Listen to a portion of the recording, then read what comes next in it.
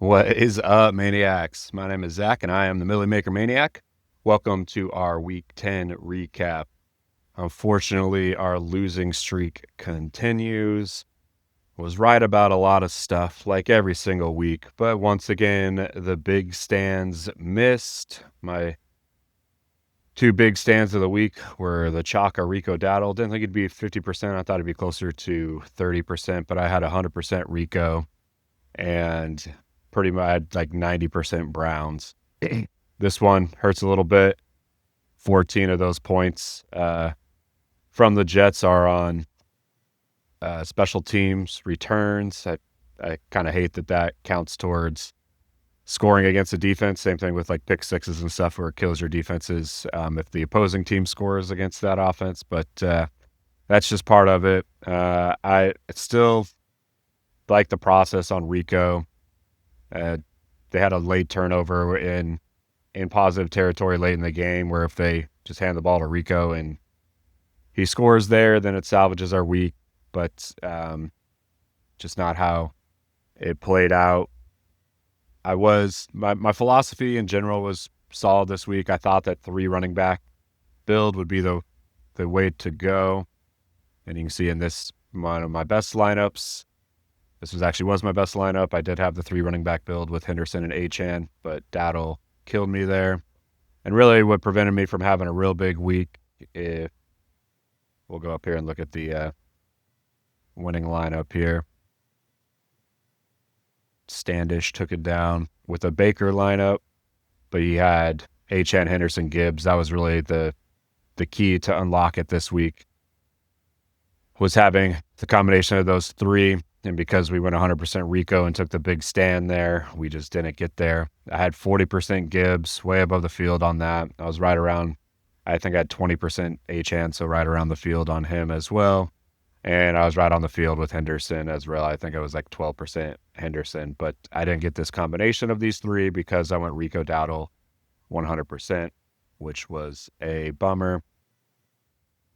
When we look at where people finish this week, the thing that killed me this week is I was right, but I wasn't right by enough to separate myself. So I was, as you saw in the videos last week, I was super heavy on the Lions. I went 50% Jared Goff. I was 54% Jameson Williams, and I was 40% Jahmyr Gibbs, which looks like I should have a massive freaking week. But I only had my go-to stack with Goff was actually Williams and Amon-Ra. That one didn't pay off. I only had this combo of Goff, Gibbs, and Williams. I think I had 5 times, but I never had Gibbs and Achane together, unfortunately, because I had Rico down here. He didn't absolutely kill us because basically after running back 5, it was pretty much the same score down to running back like 20 down here. And that was the other thing too, is like I hit on Goff, but it's basically the same score of 3 other guys that were cheaper and popular, and Dart was just as popular and cheaper. So like being right on Goff didn't make any difference because everybody was on Dart, and Dart was my second highest owned quarterback, so it was right there as well. But because if Goff would have got another touchdown and got 4 or 5 points of separation from the top scorer, that would have helped us. But same thing with JMO, like he is the top scorer and he was a great value, but really like anybody in this range is pretty much the exact same. Sucks on Naylor. I had 40% Addison. I really thought that there was a big matchup advantage there. I just didn't think it would be Naylor getting to take advantage of it. And I was double the field on McBride too, like right where we needed to be. But because of my 100% on the Browns and my 100% on Dowdle, I just couldn't get to the right combo. If I would have got away from the Dowdle 100%, this is a lineup that I definitely would have built and could have built that destroyed. The winning score was 239. This would have got 262 and left 200 on the table. But again, I was 100% Browns and I was 100% 100% Rico. So I just wasn't getting this combo. But the key was Achane, Gibbs, and Henderson. And if we could have got to McBride again, which I was very high on McBride, my 3 highest owned tight ends last week were McBride, Kittle, and Laporta. I thought those were the 3 guys that had the chance to break the slate at tight end. and 2 of them did. But yeah, just didn't get this combination because of going with Rico. Mixed in Judy a little bit. I think I had 5% Judy, so that was definitely my player pool. But there were plenty of other punts that we would have got to that were in the player pool. I had Kyle Williams. I also had Mac Hollins. That would have made sense with the Tez Johnson stack. So we could have got to a lot of guys here. Obviously, Judy had a good week at 3,900, but there was plenty of other guys that we could have plugged in here that were in the player pool. The key was just Achane, Gibbs, and Henderson with McBride. We just didn't get there. And then at defense, we kind of got smoked. We were where we were right. We weren't right by a big enough margin to make up the difference where we missed, which was Dowdle and Browns.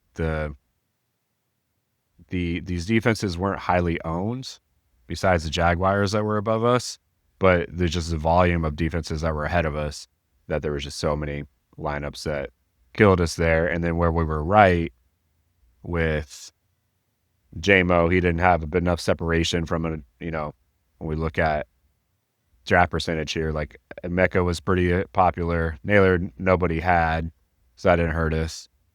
But yeah, Rome down here, and then JSN, Tez, like nobody killed it at wide receiver this week. But my philosophy on basically you needed a punt at wide receiver and find value guys there, and then go 3 running back with Goff worked. We missed on the defense, and that's what prevented us from being able to take it down this week. Frustrated because I was so locked in this week on the Lions and was way above the field on all these guys. And it paid off, but it just didn't pay off enough. Unfortunate. Had a pretty good week in the Milly Maker out of 140 lineups that I submitted. Cashed with 50, so we were right there, but we're 30 points behind this winning lineup here. We can look at a few more lineups. You can see we already looked at this top lineup that had Henderson and Achane in it with Otten. Baker was in the winning lineup. He wasn't the best value or anything, but he had the best stacking partners because you could have got a Buka, Otten. And when we do look at the winning lineup, he actually also had Tez in there. So let's scroll up and look at that. So he had Tez, Cade, and Emeka in there. And then Henderson was his bring back. So the game stack was there. And then he just had Achane and Gibbs.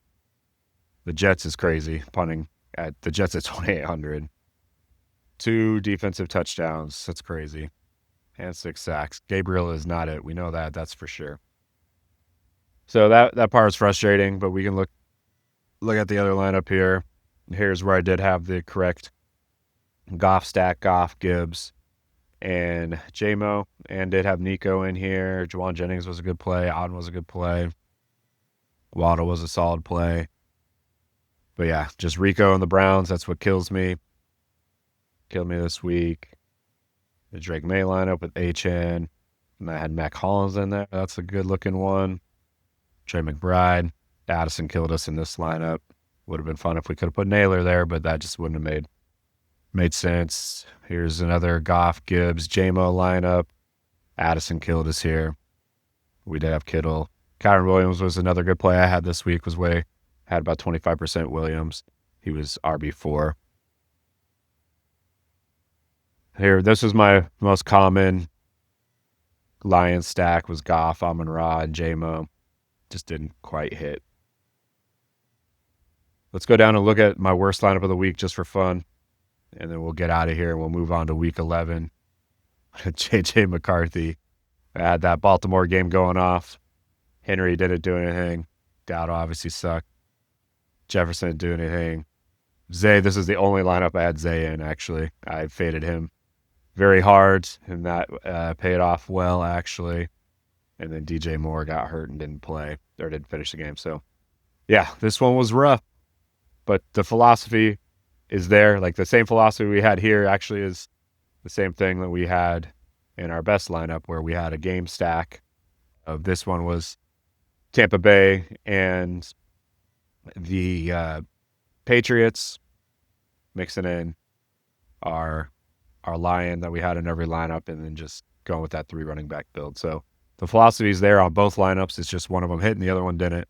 So I think that's important to see, is like you're going to have some lineups that you have to sacrifice each week, playing through game scenarios that even if we don't think are likely, we want to build those unlikely scenarios. Because, for instance, a game that went off this week that we really didn't have much of was the Jags and Texans, and nobody was playing that game. So if you build a few lineups with that game going off, you put yourself in position to have success. So I always want to build a few game stacks in pretty much every game.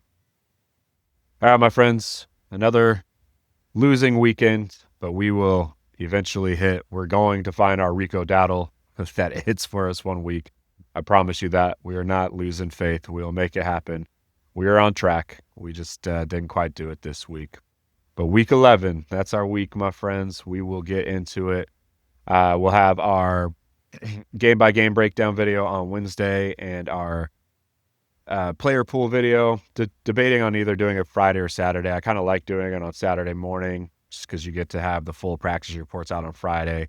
And lots of times when I do it on Thursday or Friday, so much of the slate changes. So I'm thinking about just moving those to Saturday.